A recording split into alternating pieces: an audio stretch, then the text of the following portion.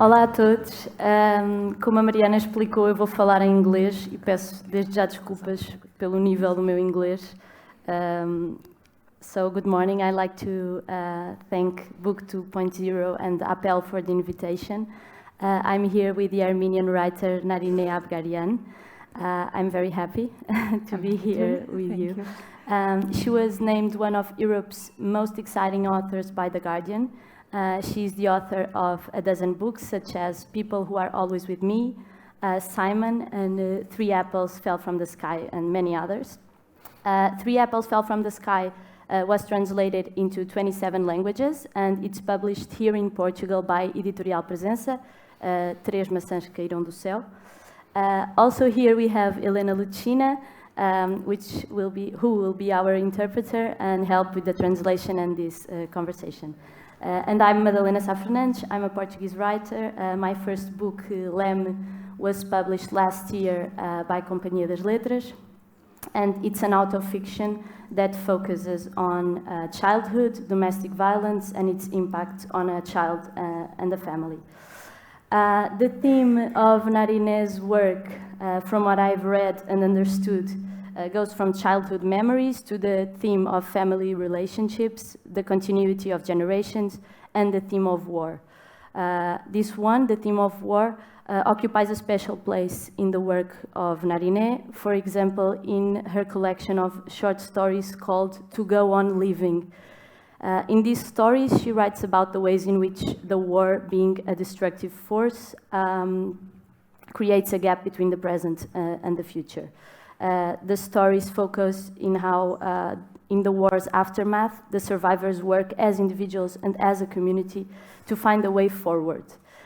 She addresses the suddenness and the horrible consequences of war. But at the same time, her books celebrate human life, where humor and hope prevail even in unthinkable circumstances. So the theme of this conversation is writing from our own experience, and unfortunately, Narine did experience war, so obviously our experiences are very different. I can't even imagine what it's like to go through something so devastating as a war, such an unspeakable tragedy. So there's no possible comparison in the kind of things that we lived and also wrote about. But still, we'll try to find some common ground and about the writing process and what drives us to write. So I would like to start the conversation by asking you something. When we first talked about, you said something that I found very moving. You said that you like to write about happy moments and about good childhood memories because you did have a happy childhood. And you like to use your writing to recover in some way that happy place and time in your life. And I found that very beautiful. So I would like to ask you, although the experience of suffering is by definition painful, did you find writing about happiness a greater literary challenge? Meaning, isn't it more demanding to write about happiness? And what challenges does writing about happiness bring? Hello, I'm very happy to be here. I'm sorry, my English is not so good enough, so I have my beautiful interpreter, Elena. She will help you to understand my perfect English. Thank you so much, Madalena.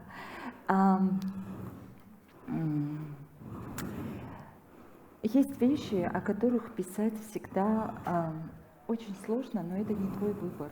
Ты не можешь выбрать, писать о счастье или несчастье. Это твое состояние души.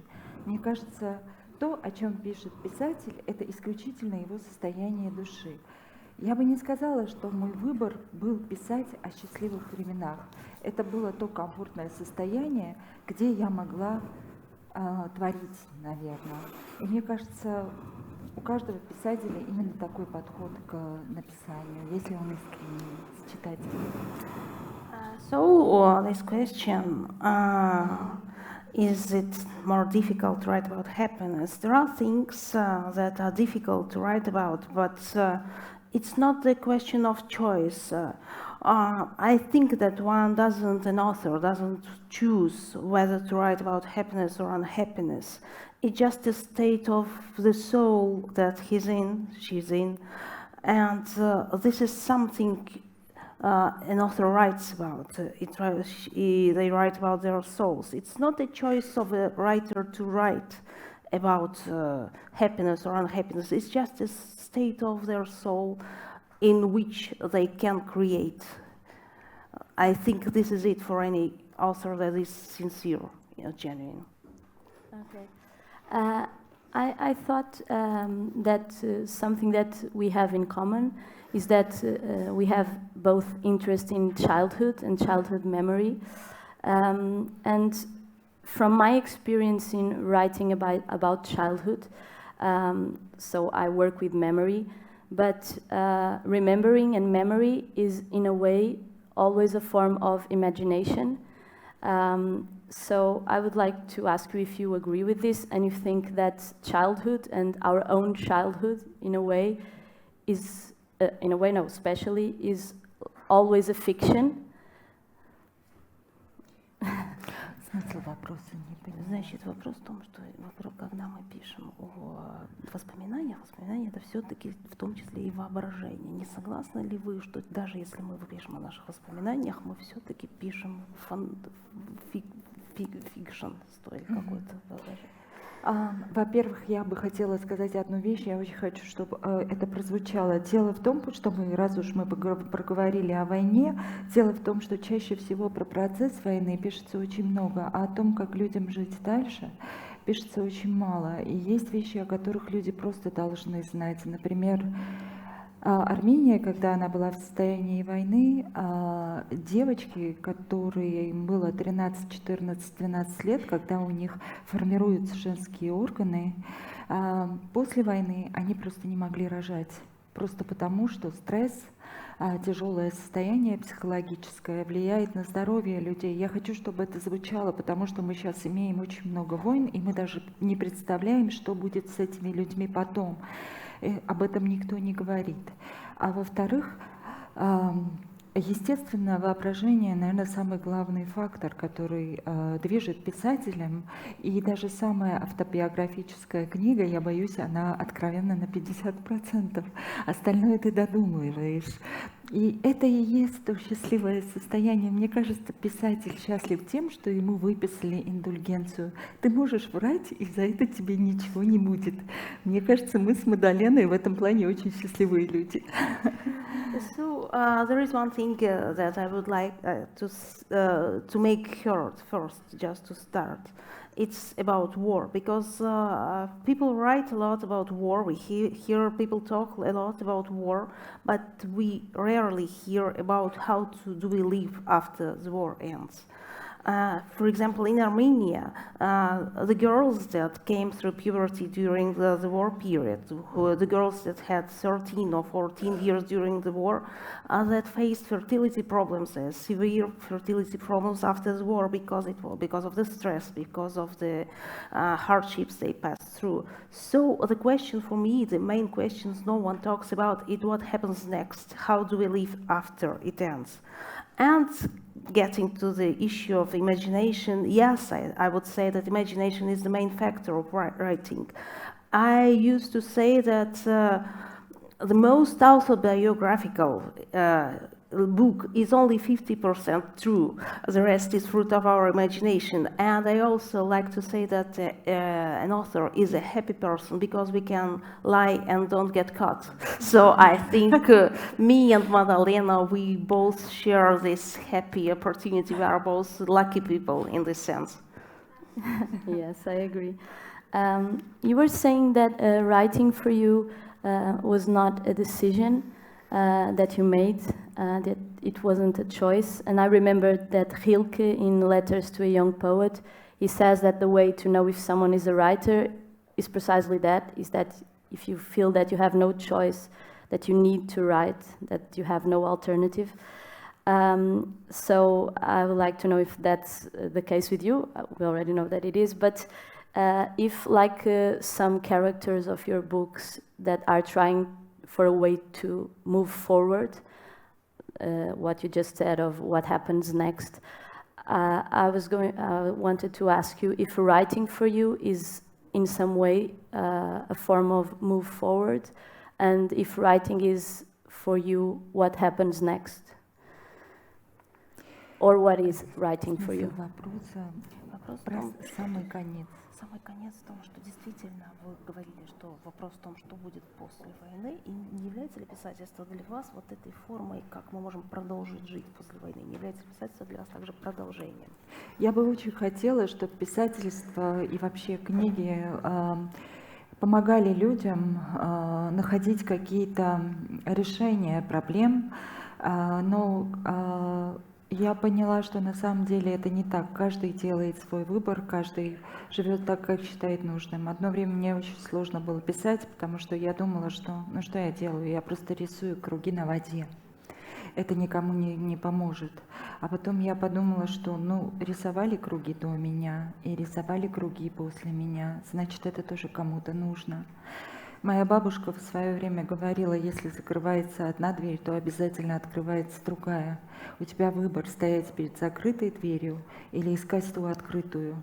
Мне кажется, писательство тоже именно об этом, о выборе, о поиске той двери, которая открылась. So at first, before I used to think that writing should help people heal, help them find solutions. But then, now I know it's not like this. Everyone makes their own choices, everyone lives their life as they prefer to live. And there was a period when it was really hard for me to go on writing because it looked to me like I was just making circles on the water that makes no sense at all whatsoever. But then I thought that they were making circles on the water before me and they are going to make them after me, so why shouldn't I go on with this? And I used to think of what my grandmom was saying to me. She used to say that when one door closes, another one opens, and whether you prefer to keep standing in front of the closed door or keep searching for an open one is your choice. So I think that writing is about this. It's about looking for open doors. Wow, that is very beautiful. And I think that writers never truly know the way that readers will receive their books, how readers will receive their books. But when the stories are somehow our own, I think you create a very specific sort of relationship with readers. That has been the case for me with my book being so personal. But I would like to know how that has been for you, if people are mixing things, are sharing their own personal experiences, and how has that been for you? Связи. Добавляют ли свое что-то к пониманию ваших книг, потому что никогда не знаем, как наше слово отзывается. Естественно, они добавляют, и вы знаете, самое интересное, что ты пишешь книгу, а потом читатель приходит и рассказывает тебе, какую гениальную вещь ты написал. А ты ничего такого не предполагал. Ты просто написал книгу, которая тебе даже не очень нравится. А читатель, он всегда готов тебя понять, поддержать и объяснить, как ты ему помог. Давайте я расскажу смешную историю. Однажды мне написала женщина, которая прочитала мою первую книгу. Она написала комплимент. Она написала: Нарина, я лежала в больнице после операции, я прочитала вашу книгу и так смеялась, что у меня разошлись швы. Это та ситуация, когда ты не знаешь, как реагировать, то ли извиняться, то ли благодарить.